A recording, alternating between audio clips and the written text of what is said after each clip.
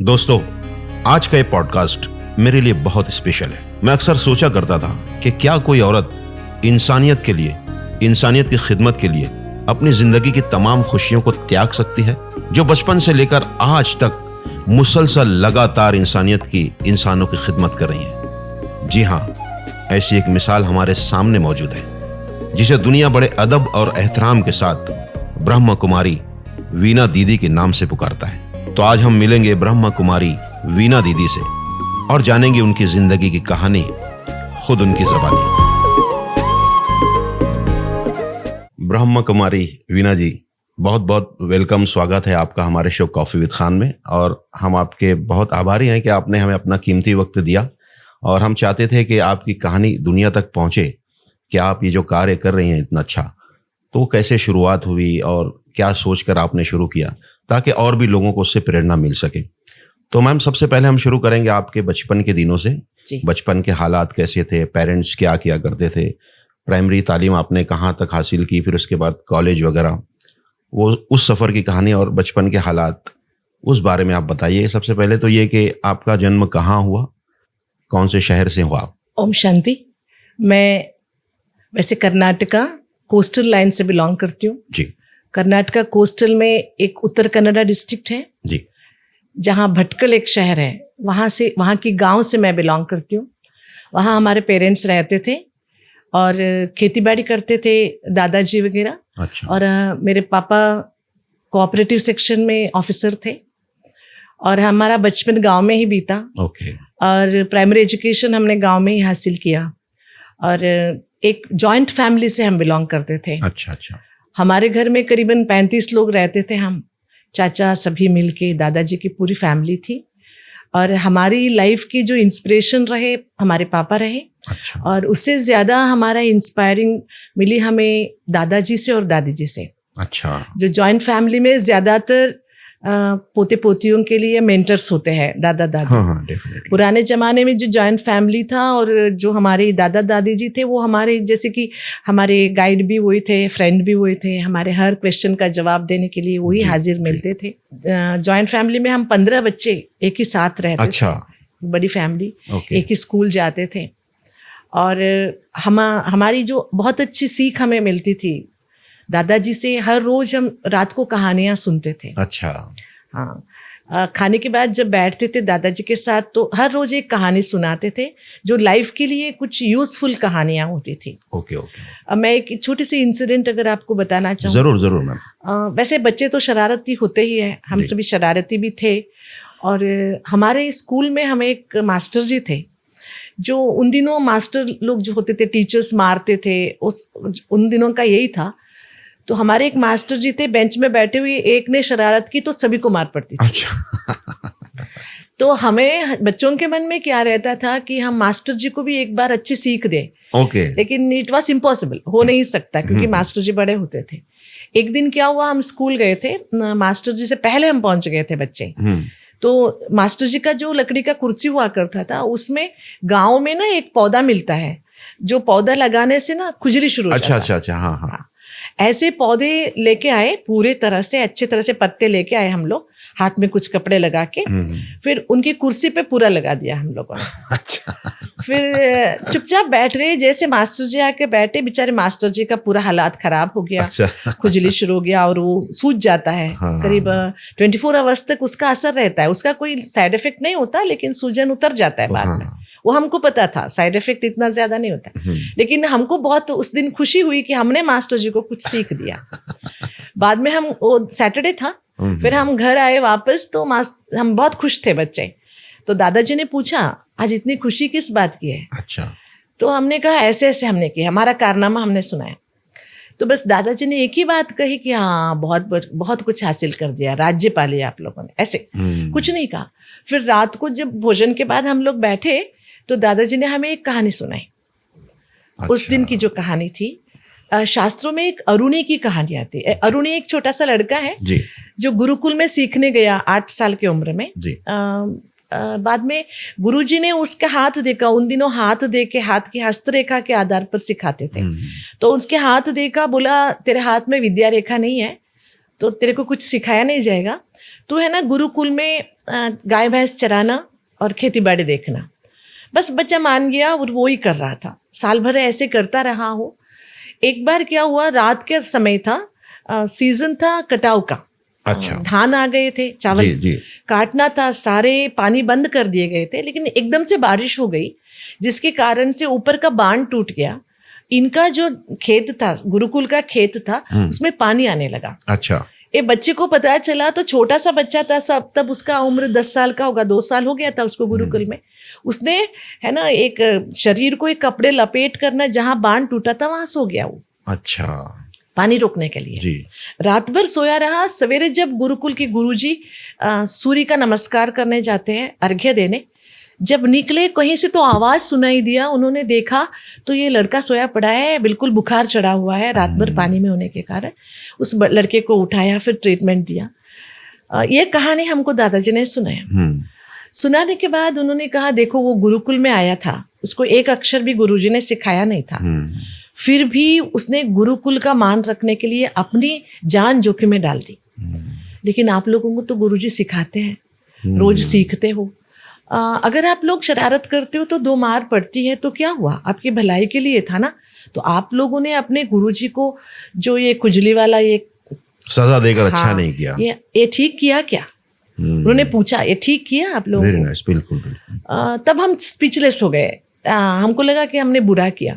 फिर बाद में दादाजी ने हमसे पूछा, हमारे दादाजी चोटी रखते थे, बाल नहीं होता था उनका। जी। उन्होंने कहा, देखो मैं भी आप लोगों की शरारती पर कभी 2 लगा भी देता हूँ, तो क्या आप लोग भी मुझे मारोगे? नहीं, आप तो हमारे दादाजी, आपको कैसे मारेंगे? तो फिर दादाजी ने कहा, जब मेरे ऊपर आपको इतना रेस्पेक्ट है तो जो आपको शिक्षा देता है वो तो गुरु हुआ ना, उनको तो ऐसे नहीं करना चाहिए। दिस वॉज द मेथड जो जॉइंट फैमिली में हमें मिला। उसके बाद हमने बचपन बहुत लंबा बिताया भी, लेकिन कभी ऐसी मिस्चिफ्स नहीं किए, दोबारा वो हरकत नहीं की, दोबारा नहीं किए। और ना पीटा उन्होंने, ना डांटा, ना गालियां दी, हमें कुछ भी ऐसे नहीं सजा दिया, लेकिन इतनी अच्छी तरह से समझा दिया ताकि जीवन में हमारा लक्ष्य क्या होना चाहिए उन्होंने सेट कर दिया। Very nice. कितने एक अंदाज उनका, बहुत सरल अंदाज, जिस प्यार के अंदाज समझाना है। प्यार से, मार से ज्यादा बच्चों पे प्यार का असर होता है। बिल्कुल। इसलिए जो भी हमारे प्रश्न होते थे जी, बहुत सारे कंफ्यूजन के हम, क्योंकि जनरेशन बदल रहा था तो बहुत सारी चीजें बदल रही थी, तभी हमारे मन में जो डाउट्स आते थे उन सब डाउट्स का हमें समाधान उन्हीं से मिलता था।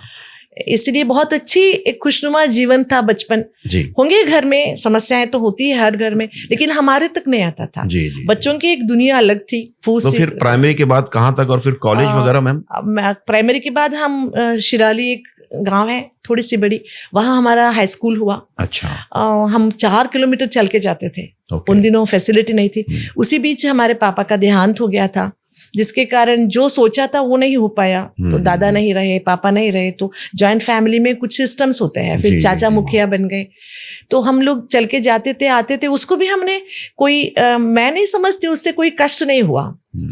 हम लोग स्कूल से वापस आते थे, जो भी पोएम्स है, ग्रामर्स है, चलते चलते हम बैठ करके आ जाते थे। अच्छा। इसलिए मैं अपने आप को एक ब्लेस्ड मानती हूँ, ताकि हमारा बचपन गांव में बीता, ताकि हमको जो भारतीय गांव है, इसकी संस्कृति है, जहां हम रूट्स है हमारे, वो सब सीखने का, देखने का मौका मिला। और इन्हीं दिनों में जब हमारे पापा की कुछ बीमारियां थी, बाद में पता चला कि बीमारी थी, हम बच्चे थे तो कुछ पता नहीं था। सडनली पापा का डेथ हो गया। तो घर में बहुत पूजा पाठ करते थे पापा को बचाने के लिए, लेकिन वो कुछ सफल नहीं हुआ।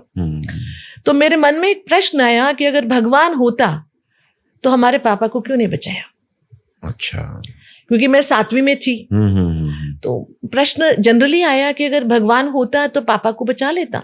इसलिए मैं एक हद में भगवान को मानना ही छोड़ दिया था मैंने। अच्छा। हाँ, पूजा पाठ घर में होता था, मैं प्रसाद नहीं खाती थी और मैं अलग से चली जाती थी। हमारा दूसरा फार्म हाउस था, वहां जाके मैं खाना बना के खा लेती थी, घर में नहीं खाना खाती थी। 1 साल तक ऐसा चला। मैं बिल्कुल भगवान से रूठी हुई थी, जबकि बचपन में मेरा अध्यात्म से, मेरा रिलीजन से बहुत जुड़ाव था। मैं शंकर फिलॉसफी को मानती थी, और पढ़ती थी महाभारत रामायण आदि। बचपन में बहुत अच्छे दोस्त रहे और बहुत जैसे कि भगवद गीता मेरे बचपन से साथी रही। और भगवद गीता को भी मैंने मुश्किल से कष्ट उठा के सीखा नहीं। हमारी दादी थी, जो जॉइंट फैमिली में हमारे वहाँ ना घर की चौखट की पूजा होती है, तो रोज पूजा करती थी। हमारे घर में 18 चौखट थे। अच्छा। इतने सारे चौखट की पूजा करते समय ऊंची आवाज से वो गीता बोलती थी। रोज एक अध्याय, रोज एक चैप्टर बोलती थी। ऐसे सुनते सुनते उसमें इंटरेस्ट क्रिएट हो गया, हमने भी उसको अपना लिया, याद कर लिया, ऐसी जुबानी याद कर लिया। लेकिन बाद में ये जो बीच में एक आप कह सकते एस कर्व आया कि थोड़ा सा, इसी बीच क्या हुआ, गीता का एक कंपटीशन था जो स्टेट लेवल कंपटीशन है, उसमें हिस्सा लेना था मुझे। उस समय 9th चैप्टर था गीता का जी, हमको दिया गया था। उसमें एक श्लोक आता है गीता का, यान्ति देवव्रता देवान् पितॄन् यान्ति पितृव्रताः भूतानि यान्ति भूतेज्य यान्ति मध्याजिनोपिमा। इसका अर्थ होता है जो जिसको पूजता है वो उसके पास जाता है।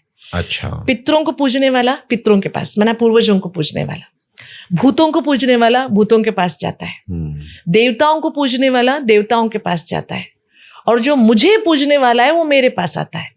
ऐसा शब्दार्थ है। ओके। ये सुनने के बाद थोड़ा सा मुझे कंफ्यूजन हो गया। मतलब ये जो कह रहा है वो पितृ भी नहीं है, भूत भी नहीं है, देवता भी नहीं है, जो मुझे कह रहा है वो अलग है। जी, वो कौन है? वो कौन है? मैंने तब तक तो पापा नहीं रहे, दादाजी नहीं रहे, किससे पूछे हम? घर में किसी से पूछे तो हमें डांट मिली, छोटी मुंह बड़ी बातें। बड़ों से पूछा, मास्टर जी से पूछा, किसी ने जवाब नहीं दिया।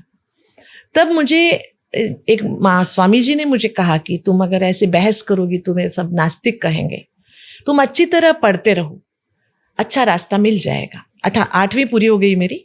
पूरी होने के बाद छुट्टियों में हम ननियाल जा रहे थे, तो एक बस स्टैंड पे बैठे थे, दूसरा बस पकड़ना था।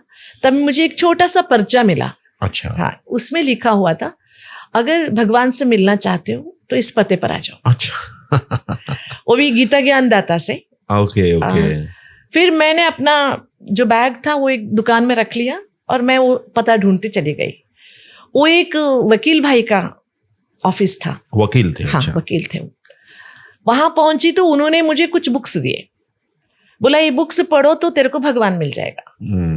पहले तो अजीब लगा, बुक पढ़ने से भगवान मिलता है क्या? क्योंकि मैंने बहुत सारे बुक्स पढ़े थे बचपन में, मेरा सौभाग्य रहा, मैंने रामायण महाभारत सारा पढ़ा हुआ था। इसलिए ठीक है, ये भी करके देख लेते हैं। जैसे जैसे वो बुक पढ़ते गए, वो बुक्स सारे ब्रह्मा कुमारी इसके रिलेटेड थे, ब्रह्मा कुमारी ऑर्गेनाइजेशन के रिलेटेड थे। क्योंकि तब तक हमने जो भक्ति की थी, हमने भक्ति में शास्त्रों में अच्छी बातें तो जरूर है, हर शास्त्र में अच्छी बातें जरूर है, लेकिन जब हम प्रैक्टिकल में आते हैं तो जीरो, कुछ चीजें मुश्किल लगने लगती हैं। एक इंसिडेंट कहूं तो हमारे घर में एक पूजा थी। उस पूजा में उसको विष्णु सहस्त्र नाम की पूजा बोलते हैं। शालिग्राम रखते और तुलसी दल डाल के पूजा करते हैं। उसमें गीता पाठ रखा गया था, पंडित जी गीता सुना रहे थे। गीता के दूसरे अध्याय में कहते हैं गुस्सा मनुष्यात्मा का सर्वनाश कर देता है। ऐसे 2 श्लोक हैं।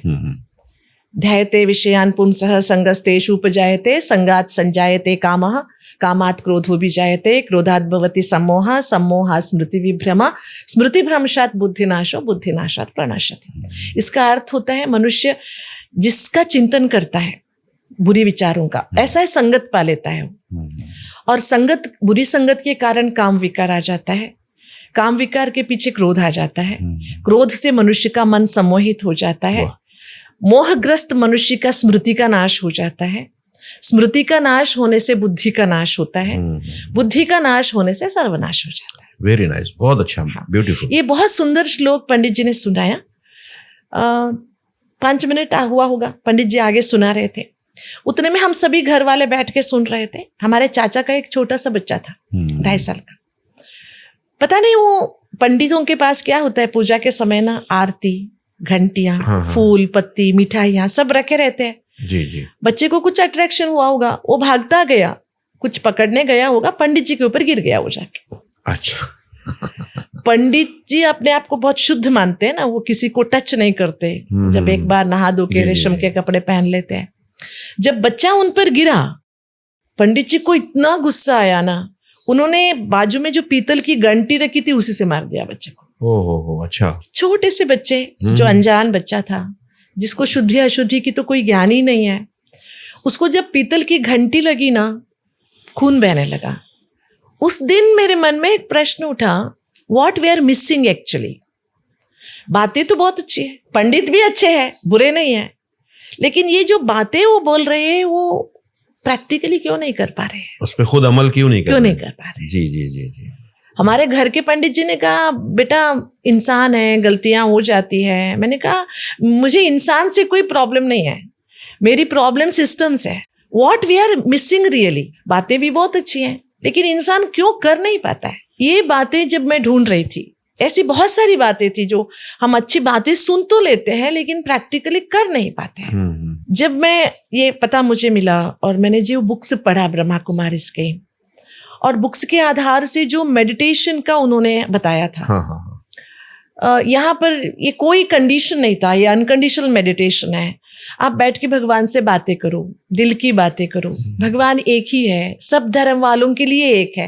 ये बहुत सुंदर बातें लगी, क्योंकि हमारे स्कूल में हम सब साथ में पढ़ते थे, लेकिन जब प्रेयर की बात आती थी सब अलग अलग हो जाते थे। अच्छा। क्रिश्चियन अलग होते, उनके अलग सिस्टम है, मुस्लिम के अलग सिस्टम है, हिंदूज के अलग सिस्टम। मुझे लगता था सब भगवान एक है, तो फिर ऐसे क्यों ऐसे बटे हुए क्यों? हाँ, बटे क्यों है। जी जी। लेकिन जब ब्रह्मा कुमारीज की लिटरेचर मैंने पढ़ा तो इसमें कहते कि भगवान एक है, हर एक की रिचुअल्स भले अलग हो सकते हैं लेकिन सुनने वाला एक ही है, और देने वाला भी एक ही है। और यहाँ पर हमने जो ब्रह्मा कुमारी इसकी फिलॉसफी और प्रैक्टिकल में देखा, जी जी, जो हमारे मन में प्रश्न था कि फिलॉसफी सबकी अच्छी होती है, कोई फिलॉसफी बुरी नहीं है, जी जी, लेकिन प्रैक्टिकल में आते तो बहुत फर्क पड़ जाता है। लेकिन ब्रह्मा कुमारी इसमें मैंने जो देखा कि जो बोलते हैं ना वो प्रैक्टिकल है, जो प्रैक्टिकल कर पाते वही बोलते हैं। हाँ। ये बातें मुझे बहुत दिल को अच्छी लगी। और जो मैं गीता की बातें आपको बताया था, जिसको जो पूछता है उसके बाद जाता है, यहाँ पर बताया गया कि देवात्माएं मनुष्यात्माएं करोड़ों है, लेकिन भगवान एक है। भगवान कोई ऐसी डिग्री नहीं है जो आप हासिल कर सकते हैं, कोई भी इंसान भगवान नहीं बन सकता। ये बातें मुझे बहुत अच्छी लगी। और गीता के मुआफिक जब गीता को पढ़ते वहां भी यही कहा जाता है, ईश्वर एक है। तब मैंने सोचा कि मुझे इसी में आगे बढ़ना चाहिए। और केवल फिलॉसफी नहीं, हम गांव में रहते थे तो गांव की अपनी एक लाइफस्टाइल होती है। जी, जी। और हमारी जॉइंट फैमिली थी तो घर में हम बुक्स रखते थे तो बच्चे फाड़ देते थे। तो हम लोग क्या करते थे, एक एक पेड़ अपना बना लेते थे, पेड़ के ऊपर अपना एक घोंसला रहता था। अच्छा। हम बुक्स सिर्फ वही रखते थे ताकि बच्चे वहां छू ना सके। वहीं बैठ के पढ़ते थे। तो वहां बैठ के मैं मेडिटेशन भी करती थी घंटों भर। बहुत अच्छी तरह से लगन लग जाता था, बहुत अच्छा रियलाइजेशंस होता था, मन के बहुत सारे प्रश्नों का जवाब मिल जाता था। ऐसे मैं 10वीं तक घर में रहते हुए भी प्रैक्टिस किया मैंने। 10वीं के रिजल्ट आने के पहले मैं ब्रह्मा कुमारीज में आ गई, जबकि अलाउ नहीं था क्योंकि 18 साल के पहले रखते नहीं है किसी। अच्छा अच्छा अच्छा। लेकिन विथ स्पेशल परमिशन, क्योंकि मेरी बहुत इच्छा थी। संस्था के बड़ों से बात किया, जब माउंट आबू, हमारे हेडक्वार्टर माउंट आबू है जी, वहां जाना हुआ तो वहां हमारी संस्था की जो चीफ रहे दादी प्रकाश मणि, उन्होंने पहले ना किया क्योंकि एज छोटा था। हाँ। फिर बाद में मैंने कहा मैं यहाँ रहकर ही पढ़ाई करूंगी। अच्छा। फिर मैंने कहा कि भले मुझे बाद में आप कंसिडर कर लेना, आफ्टर 18 कंसिडर कर लेना, लेकिन मुझे रहने देना। तब उन्होंने मुझे छुट्टी दे दी। तो 15 साल की उम्र से मैं इस संस्था में ही रह रही हूँ। और यहाँ रह के मैंने फिर एजुकेशन अटेंडेंस ले लेती थी, नोट्स ले लेती थी, कॉलेज कम जाती थी, और मैंने सोशियोलॉजी में एमए किया। मैसूर यूनिवर्सिटी से किया एमए। ऐसे करते हुए दोनों को बैलेंस किया। एक तरफ मुझे पढ़ाई का शौक था, दुनिया की एजुकेशन भी लेना चाहती थी, अपडेट रहना चाहती थी, उसके साथ मुझे स्पिरिचुअलिटी में आगे बढ़ना था। एक ही मकसद था कि मनुष्यात्मा हर जिंदगी में इंसान के ही काम आते हैं। काका चाचा मामा पति पत्नी बच्चे उनके लिए जीते हैं। लेकिन जब मुझे ब्रह्मा कुमारी से कांटेक्ट हुई तो मेरे मन में एक ही फोकस्ड एम रहा कि मुझे ये जन्म भगवान की सेवा में सफल करना है। अगर काम आना है तो भगवान के काम आना है, कोई इंसान के नहीं। जी जी जी। और जब हम भगवान के काम आते हैं तो भगवान तो हमारे द्वारा इंसानों की ही सेवा कराता है। डेफिनेटली। मैंने सोचा कि ऐसे नहीं कि गृहस्थ में रह के नहीं कर सकते, बहुत सारे हमारे संस्था में लाखों भाई बहने हैं जो घर गृहस्थ में रह के भी अपने जीवन से बहुत अच्छी सेवाएं दे रहे हैं। लेकिन जबकि हमारा कोई गृहस्थ हुआ नहीं था, शुरू ही नहीं हुआ था, तो मैंने सोचा जीवन का लक्ष्य ही ये बना लेते हैं। तो इसके लिए घर से सपोर्ट भी मिली, घर वालों ने छुट्टी भी दी, क्योंकि संस्था का नियम होता है अगर हमें आना है तो घर वालों की छुट्टी भी चाहिए, परमिशन चाहिए। तो बाद में मैं संस्था में ही कंटिन्यू किया। मैंने अभी 47 ईयर्स हो गए मुझे। बाद में ये जो फोकस था मेरा कि कुछ, इसलिए मैंने सोशियोलॉजी में एमए किया था जी। वैसे तो मेरा स्कूल में इंटरेस्टिंग सब्जेक्ट मैथमेटिक्स था। पहले मेरा लक्ष्य था मैं मैथमेटिक्स में कुछ करूंगी, आगे जाऊंगी। लेकिन जब मेरा स्पिरिचुअलिटी की ओर बढ़ गया आगे, मैंने सोचा यहाँ मैथमेटिक्स का क्या काम। सही है ना, यहाँ फिर sociology is right the subject. Definitely. क्योंकि हमें खुद को भी बदलना है और खुद की जीवन से दूसरों को इंस्पायर करना है, केवल उपदेश नहीं करना है हमें, क्योंकि उपदेश करने वाले तो बहुत मिल जाएंगे। वेरी नाइस मैम, क्या बहुत ही खूबसूरत कहानी, इतने कम शब्दों में आपने इतनी अच्छी कहानी बताई। जिंदगी का मकसद आपने बता दिया कि एक्चुअल इंसानों की जिंदगी का मकसद क्या होना चाहिए। इंसानियत की खिदमत, लोगों के लिए अच्छे कर्म करना। वेरी नाइस मैम, बहुत इंस्पायरेशन, मतलब बहुत मुतासिर करने वाली कहानी आपकी। वीना बहन जी, किसी भी धर्म का, दुनिया का कोई भी धर्म हो, उसका मूल सिद्धांत क्या होता है? कोई भी धर्म हो उसका मूल सिद्धांत है जीना और जीने देना। इंसान जन्म लेता है, मरना तो निश्चित है हर किसी को, लेकिन जीवन और मृत्यु के बीच का जो सफर है ये जीवन है। इस जीवन में हमें खुद भी अच्छी तरह से जीना है और जो हमारे साथ आसपास है उन्हें भी जीने देना है। हमें खुश रहने का हक है, लेकिन किसी की समाधि पर घर बनाना किसी का लक्ष्य नहीं होना चाहिए। बेशक। अगर हम किसी को खुशी दे भी नहीं सकते हैं, लेकिन दुख नहीं दे। अगर हो सके तो हम खुशियां दे, नहीं तो हम ये फोकस रखें कि हम किसी को दुख ना दे जीवन में। तभी, क्योंकि life is action and reaction theory है।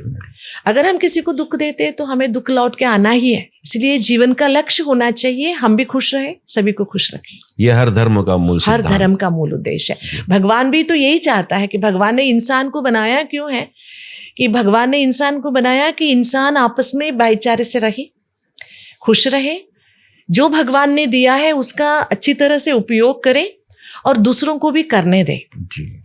जैसे देखिए, मैं अपनी माँ से प्यार करती हूँ जिसने जन्म दिया। आप अपने माँ से प्यार करते हैं, लेकिन मैं अगर आपकी माँ से नफरत करूं, ये कहाँ का फिलॉसफी है? कोई धर्म ये नहीं सिखाता है। धर्म का दो पहलू होते हैं, एक है खुद का जीवन, एक है भगवान के पास जाने का।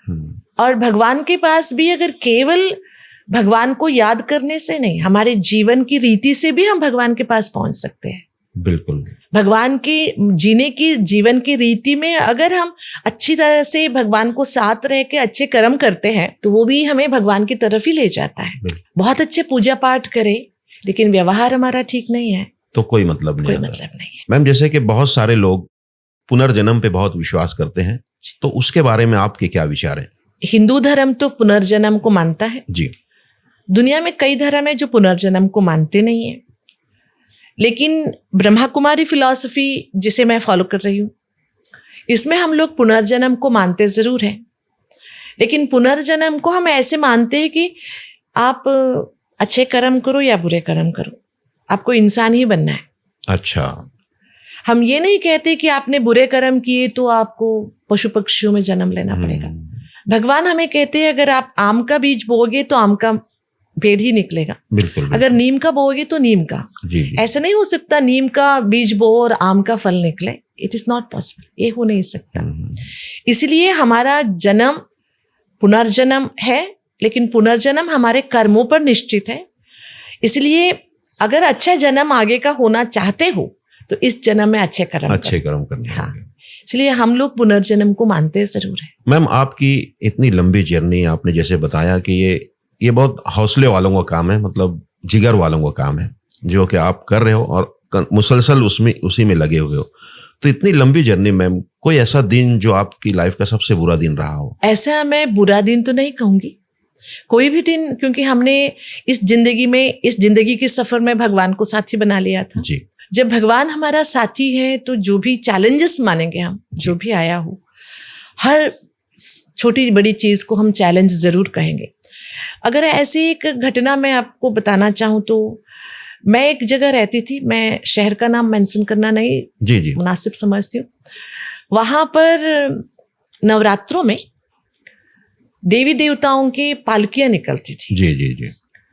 वहां जब पालकियां निकल रही थी तो वहां पर कम्युनल राइट्स हो गए। ओके। जिसके कारण से वहां पर सोडा बॉम्ब गिर गया, पूरे शहर में कर्फ्यू लग गई। समझिए एल शेप पर, यहाँ मस्जिद था और वहां पालकियां जा रही थी, वहां हंगामा हो गया था।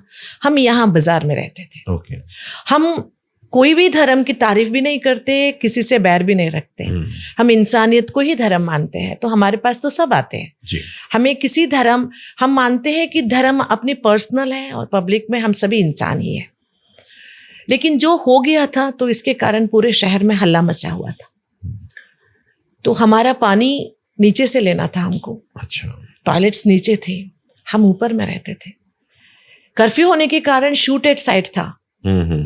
और उन दिनों फोन नहीं थे हमारे पास। ये समझती हूँ 40 इयर्स के पहले की बात है। Okay okay. लैंड फोन भी नहीं था, हम लोग भाड़े के घर में रहते थे, हम बाहर भी नहीं निकल सकते थे। 3 दिन जैसे वैसे हमने जो पानी था उससे चलाया, बाद में पानी भी खत्म हो गया। हम लोग अर्ली मॉर्निंग 4 o'clock उठते हैं, 4 बजे हमारा मेडिटेशन होता है, अमृत वेला। उठ के हमने मेडिटेशन किया, बाद में उठ के करने को काम ही नहीं था क्योंकि पानी नहीं था। हम 2 बहनें रहती थी, मेरे से छोटी एक मैं 19 साल की, वो शायद 18 साल। अच्छा। तो बैठे थे, अभी करे तो क्या करे, कहाँ जाए, किसी को कांटेक्ट नहीं कर सकते, पानी नहीं है।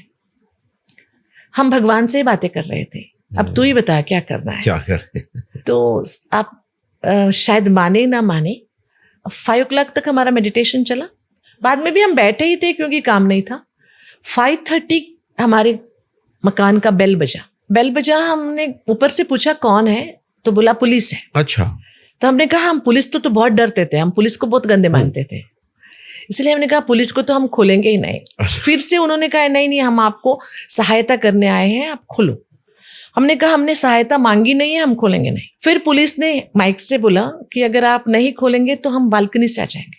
अच्छा। तो हमको जबरदस्ती दरवाजा खुला, तो 4-5 पुलिस ऑफिसर्स आए, 2 उसमें लेडी पुलिस भी थी, सभी आए। उन्होंने बोला आपकी सहायता के लिए आए हैं, आज से हम आपको पानी ला के देंगे और टॉयलेट जाने के लिए भी हमारा एक गनमैन आपका साथ देगा, क्योंकि बाहर जाना होता था।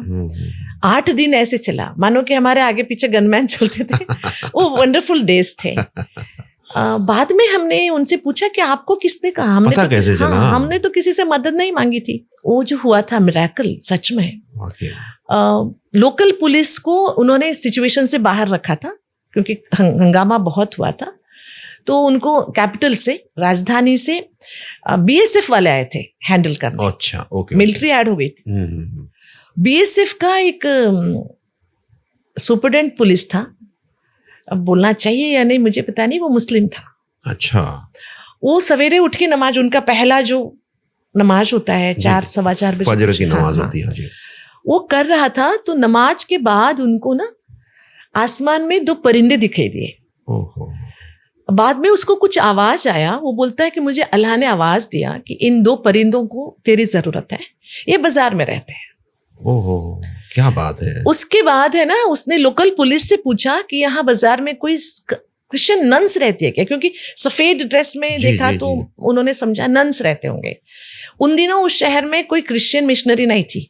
अच्छा। तो पुलिस ने बोला नहीं, यहाँ कोई नन्स नहीं रहते, लेकिन जितना हमें पता है यहाँ शहर में 2 सफेद साड़ी की लड़कियां रहती हैं। अच्छा। उन्होंने एड्रेस बताया। ऐसे ढूंढते हुए वो भाई वहां पहुंचा था। कितनी बड़ी बात है। देखिए, आपने ऊपर वाले से मांगा कि अब तू ही बता क्या किया जाए। जी, जी। उसने मदद भी भेज दी। नहीं, वो सिचुएशन ऐसे था ना भाई जी, अभी कहने में हमें आसानी लग रही है, लेकिन जो सिचुएशन हम फेस कर रहे थे, 4 दिन से हमारे सामने दुकानें जल रही है, हमारे सामने की बाजार पूरा जल रहा है, और जो चीजें हैं हमारी गैलरी में आके पड़ रही है। हम ना चेहरा बाहर दिखा सकते, ना अंदर रह सकते, पानी बिल्कुल नहीं है सेंटर में, इलेक्ट्रिसिटी कट है, सब कुछ। ऐसे सिचुएशन में जब हम जी रहे थे, और हमारा उम्र कोई बड़ा नहीं था, और अध्यात्म साधना में भी हमारे बहुत दिन हुए नहीं थे, केवल 3-4 साल ही हुए थे। जी, जी, जी। फिर भी जो विश्वास हमारे अंदर था कि अगर हमारा, कहते ना, सच्चे दिल पर साहिब राजी होता है, तो हम सच्चे दिल से आवाज दिए। और ये बात बहुत इंपॉर्टेंट है कि हमें जो सहायता पहुंची, कोई अपने लोग नहीं जिसको हम लोग समझते हैं, जिसके कारण कम्युनल राइट्स हुए, उस बंदे से हमें सहायता पहुंची। तो इससे एक बात तो स्पष्ट हो गई, तो भगवान की नजर में तो सब नेक है। 8 दिन तो उन्होंने हमें चलाया, बाद में हंगामा और बढ़ गया, लोग 100-150 लोग मारे गए, बहुत हंगामा। तो पुलिस ने हमें कहा, वो भाई ने हमें कहा कि आप लोग शहर छोड़ के चले जाओ, सेफ नहीं है, आप यहाँ रह नहीं सकते हो, फिर आग लग जाए तो। इसलिए सच कहती हूँ, पुलिस गाड़ी में, बीएसएफ की गाड़ी में बिठा के हमें ट्रेन पर उन्होंने ही टिकट खरीद के हमें कर्नाटक भेजा था। कितनी अच्छी बात। उनका नाम क्या था मैम, याद है नाम? अगर उनका नाम शायद कुछ भाषा था, स्टार्टिंग क्या था मुझे याद नहीं। अच्छा, भाषा भाई, भाषा साहब, पाशा ऐसा कुछ होगा, कुछ भाषा, सर ने भाषा था। अच्छा। लेकिन बहुत अच्छे भाई थे। और वो क्या करते थे, उनकी एक छोटी सी डिमांड थी कि कर्फ्यू था शहर में, उनको चाय कहीं नहीं मिलती थी।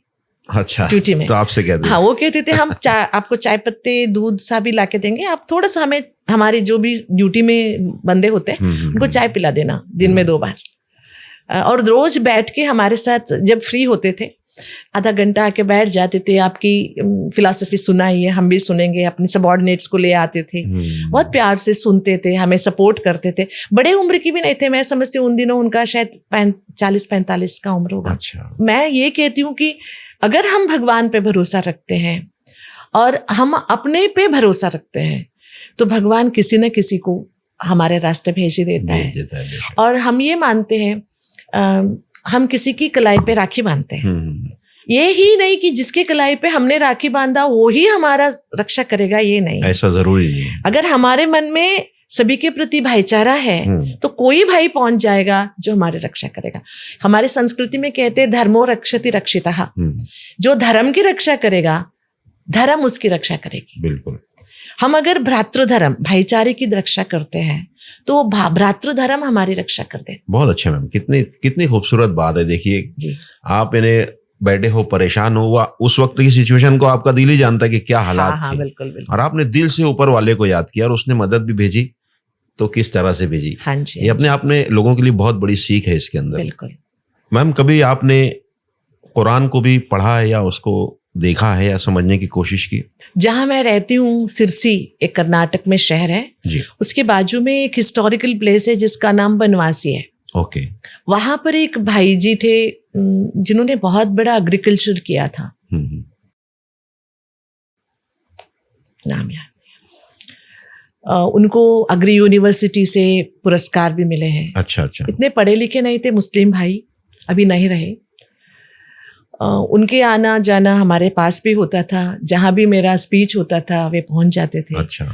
और उनके घर भी बुलाते थे। अभी भी उनके बच्चों के साथ हमारा बहुत अच्छा रिलेशन है। ओके।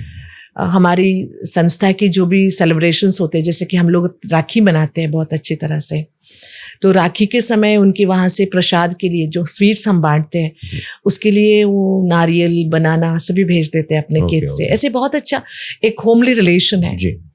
वो भाई जी जो थे, उन्होंने मुझे कुरान पहले भेंट किया था। Okay. Translation in Kannada translation में कुरान को भेजा दिया था। यानी आपकी रियल भाषा कन्नड़ा है? कन्नड़ा है। ओके। मदर टंग कन्नड़ा है जी। हमारे संस्था की कम्युनिकेशन लैंग्वेज हिंदी है, तो इसके कारण हम हिंदी बाद में सीखे जब संस्था में।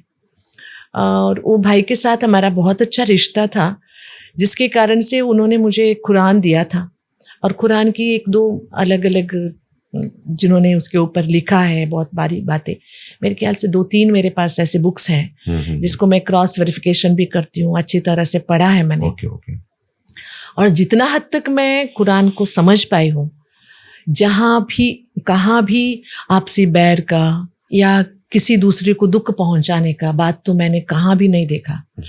और एक अल्लाह की इबादत करना, एक भगवान को याद करना, और जो हम कर्म करते हैं वो भगवान का हमारे ऊपर कृपा समझ के हम कर्म करें, और हर बंदे को अल्लाह के बंदे समझे, हम प्यार निभाए सबसे, इंसानियत से पेश आए, ये सारी बातें बहुत अच्छी लगती है। और हमारे वहाँ जो उर्दू स्कूल्स हैं वहाँ भी मैं जाती हूँ। अच्छा।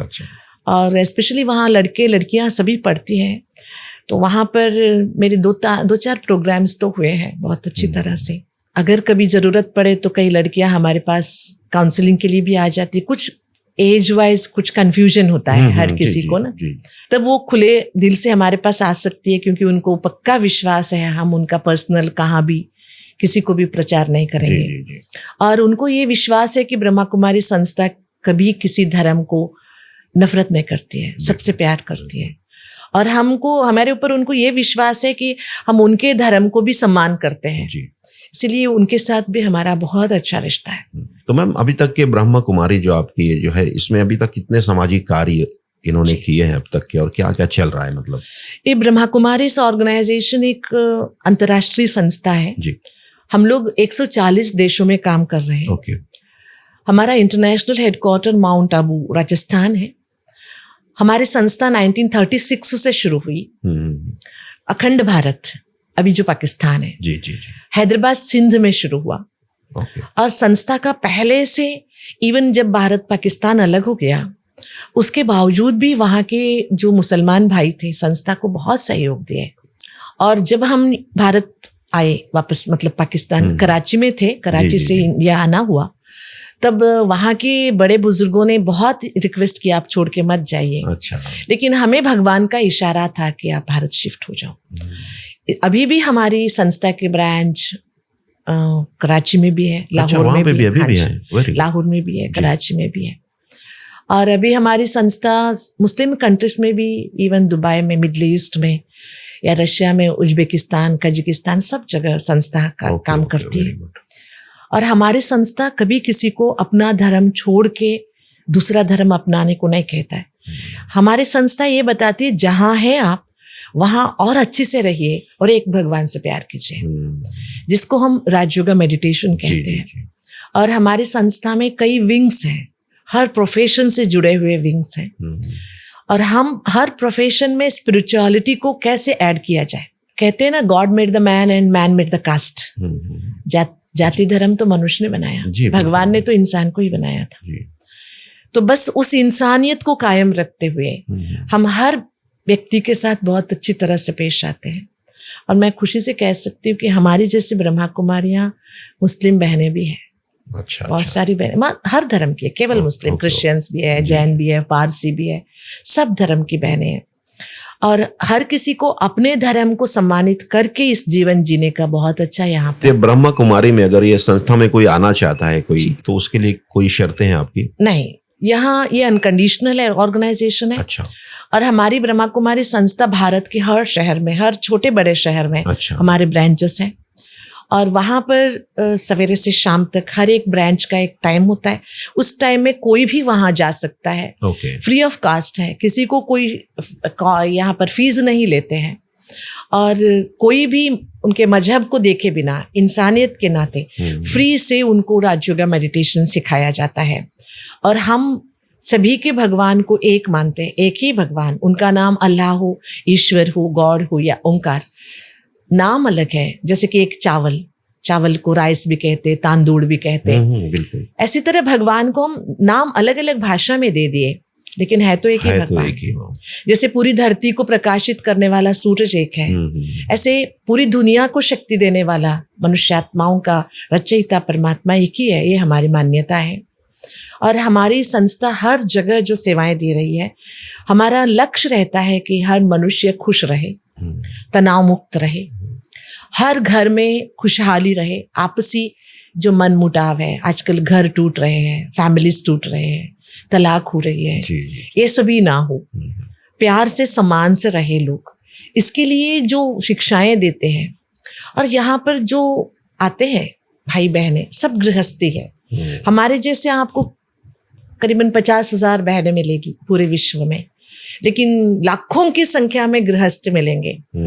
हमारे संस्था में सवेरे और शाम का क्लासेस होते हैं, प्रवचन जिसको कह सकते हैं, मेडिटेशन क्लासेस भी होते हैं, कोई भी आ सकता है उसमें। स्टार्टिंग में जो आते हैं उनके लिए एक 7 दिन का पाठ्यक्रम होता है। उसमें उनको एक आउटलाइन ब्रह्मा कुमारी क्या सिखाती है, यहाँ पर क्या सिखाया जाता है, उसको समझाया जाता है। तो अभी ऑल ओवर वर्ल्ड में जितनी भी आपकी संस्था है मैम, तो टोटल कितने लोग जुड़े हुए हैं अभी तक के? मैं समझती हूँ अभी कम से कम 1 करोड़ से ज्यादा लोग जुड़े हुए हैं जी। तो कभी ऐसा भी होता है कि साल भर में सब लोग एक जगह जमा होते हैं? नहीं, इतने तो एक साथ नहीं मिल सकते, लेकिन हमारे हेडक्वार्टर में जो हॉल है जिसको हम लोग डायमंड हॉल कहते हैं जी, उसमें 30,000 लोग एक साथ मिल सकते हैं। अच्छा। हमारा ऐसी जो साधक है जो इसको प्रैक्टिस करने वाले हैं, इनके लिए अक्टूबर से अप्रैल तक कुछ प्रोग्राम्स बने होते हैं। ओके, हर साल होता है? हर साल। Okay. Every 15 days there is a gathering. उस गैदरिंग में 30,000 तक लोग मिल जाते हैं। अच्छा। ऐसे समझो 10-12 गैदरिंग्स हो जाते हैं साल में। और जो नए आना चाहते हैं उनके लिए conferences, inter religion conferences, interfaith conferences, और हर प्रोफेशन से जुड़े अलग अलग कॉन्फ्रेंसेस, चिंतन शालाएं, वो सभी होती रहती है, ट्रेनिंग्स होते रहते हैं। सभी प्रोफेशन के, सभी धर्म के लोग इससे जुड़े हुए हैं। तो आपकी संस्था मैम जैसे और भी कुछ सामाजिक कार्य करती है क्या बाहर आम लोगों के लिए? जी बिल्कुल, हमारी संस्था आजकल जो गवर्नमेंट के साथ काम कर रही है वो नशा मुक्ति का काम कर रही है। बहुत बड़ी काम है जो नशा मुक्ति गवर्नमेंट के साथ, सेंट्रल गवर्नमेंट के साथ हम लोगों ने MOU साइन किया हुआ है। अच्छा। नशा मुक्ति अभियान चला रही है गांव-गांव में।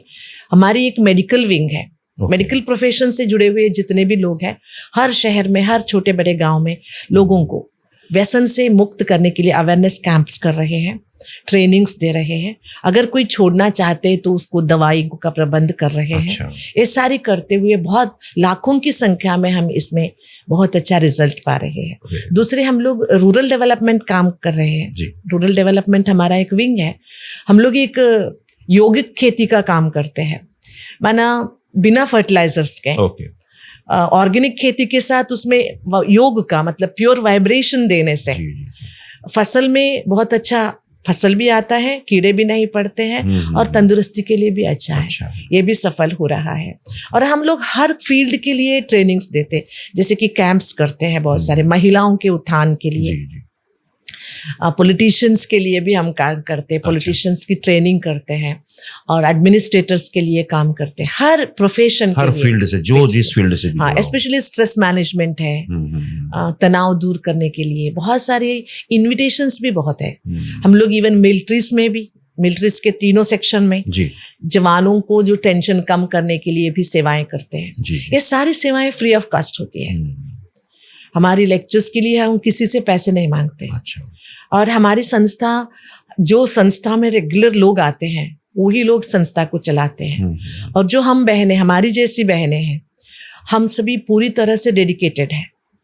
हम कोई किसी से पेमेंट नहीं लेते, बस संस्था से हमारा खाना पीना चलता है। बस इतना ही है। No bank balance, nothing. Very nice ma'am, बहुत अच्छा है। और मैम जैसे आजकल जो राजनीति में धर्म का इस्तेमाल बहुत ज्यादा होने लगा है, इसके बारे में आप ऐसे लोगों को क्या मैसेज देना चाहते हो? जब धर्म का इस्तेमाल स्वार्थ के लिए किया जाता है तब समाज का पतन हो जाता है। इसलिए हमारे पास जो भी आते हैं, हम उनको, बहुत सारे पॉलिटिशियन संस्था से जुड़े हुए हैं और उनके जीवन में बहुत बदलाव भी आया हुआ है। हम उनको यही संदेश देते हैं कि जो जिस धर्म में जन्म लिया है उसको वहीं रहने दीजिए, और उनके धर्म को इस्तेमाल करके इमोशनल ब्लैकमेल कभी किसी का नहीं करना है।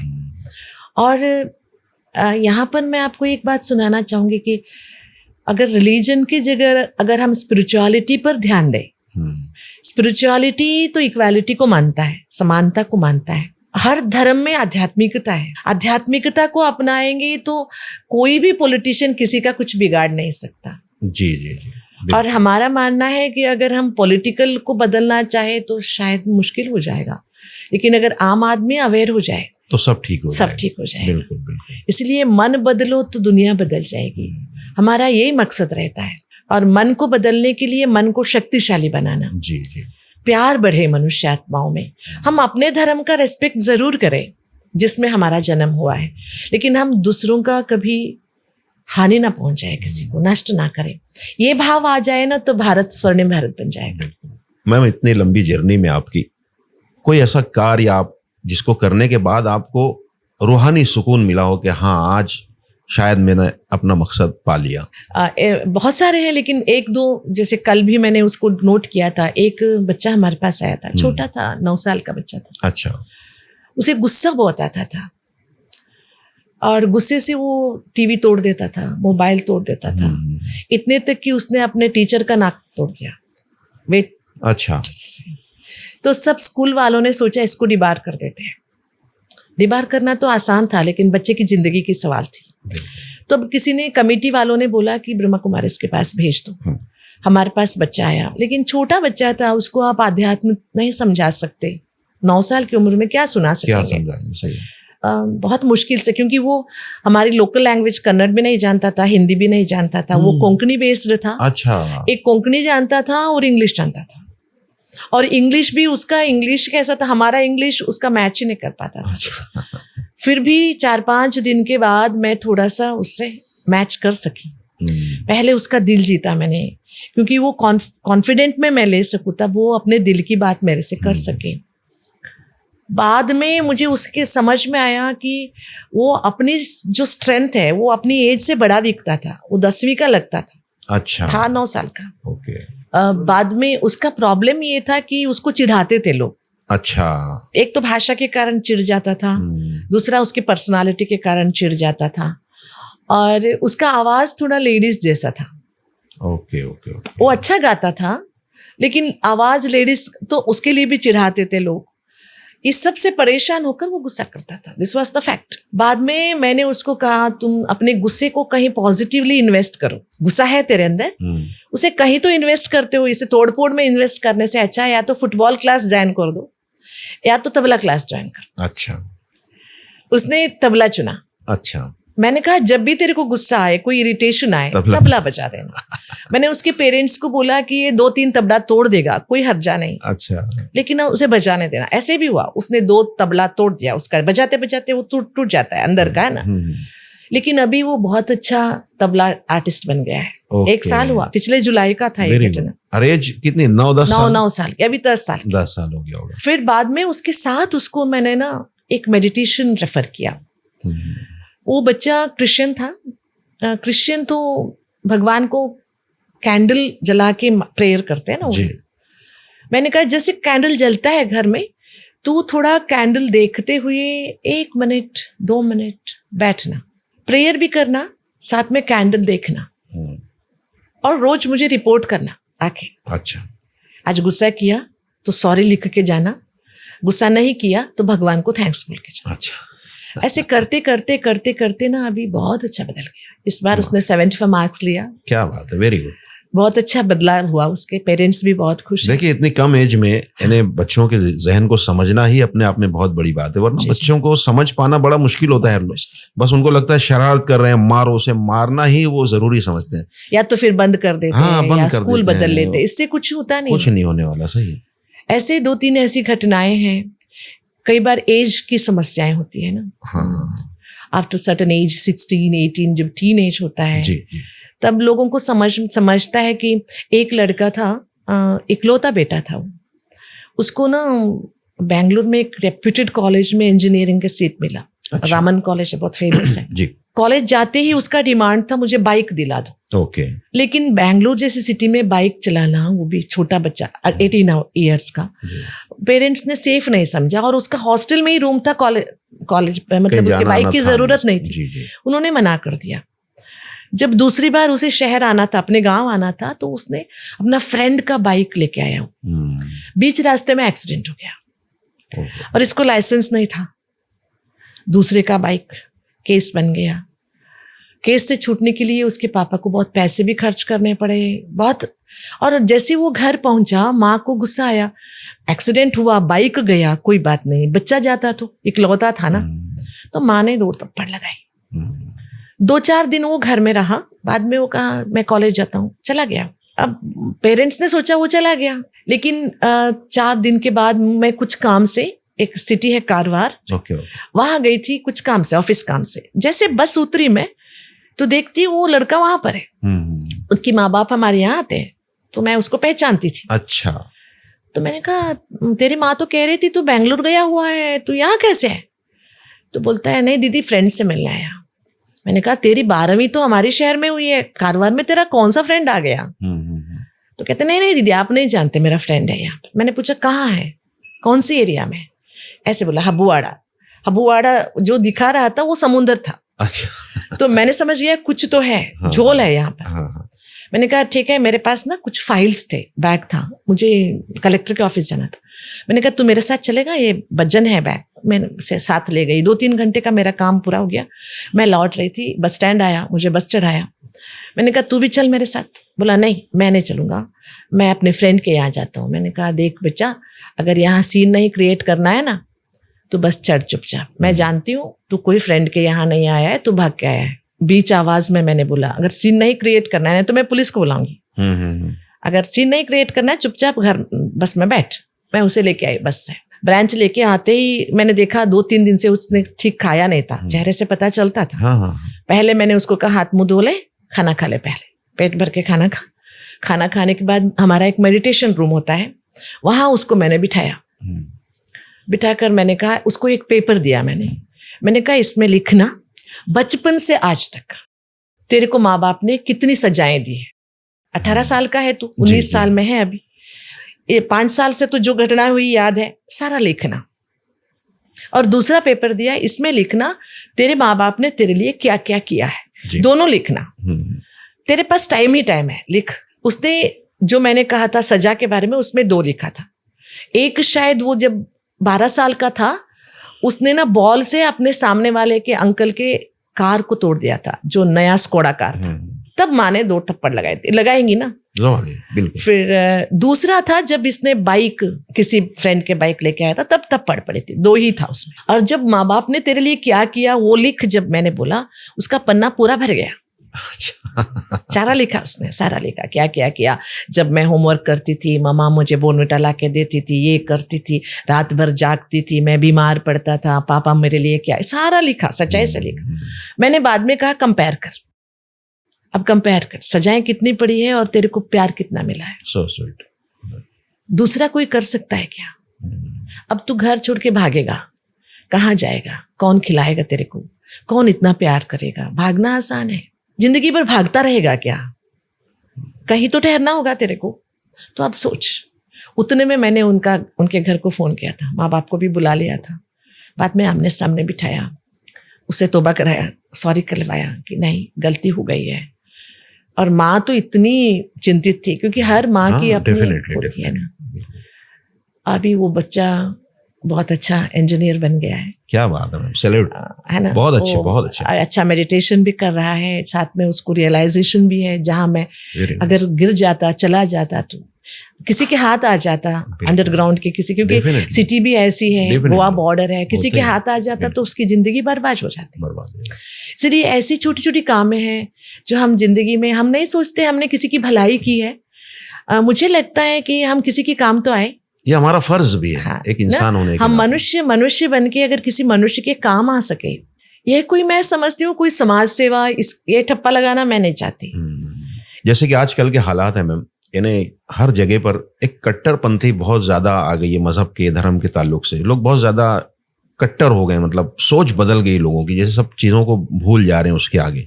तो ऐसे लोगों को आप क्या मैसेज देना चाहोगे मैम? एक बात मान के चले, अगर सबसे प्यार नहीं कर सकते लेकिन नफरत भी ना करें। सबसे ये बात सही है, हम पूरी दुनिया से प्यार नहीं कर सकते, ये कहना केवल कहना होगा। लेकिन हम सबसे प्यार नहीं कर सकते, लेकिन किसी से नफरत किए बिना भी जी सकते हैं। और एक बात तो सच है कि जिंदगी कोई परमानेंट नहीं है। कितने दिन के मुसाफिर हैं हम, आज है कल हम रहेंगे नहीं। इसलिए मुसाफिरी में हम अगर सम्मान से, प्यार से जिए। और अगर कट्टर बनना है तो हम वैल्यूज में बने, वैल्यूज में कट्टर बने। हर धर्म वैल्यूज को ज्यादा प्रोमिनेंस देता है, इंपॉर्टेंस देता है। तो हमारे जीवन में हम भगवान से प्यार करें, भगवान पर श्रद्धा रखें, भगवान को लड़ने का एक अस्त्र न बनाएगा, क्योंकि भगवान तो सबके लिए एक है। उसके नाम से हम क्यों खून बहाए, और भगवान को भी अच्छा नहीं लगेगा। भगवान को भी वही प्रिय है जो सबसे प्यार करते हैं। इसलिए हमारा यही सबके लिए मैसेज रहेगा कि जिंदगी के 3 दिन प्यार से, सम्मान से, एक दूसरे का प्यार नहीं कर सकते हैं तो सम्मान तो करें।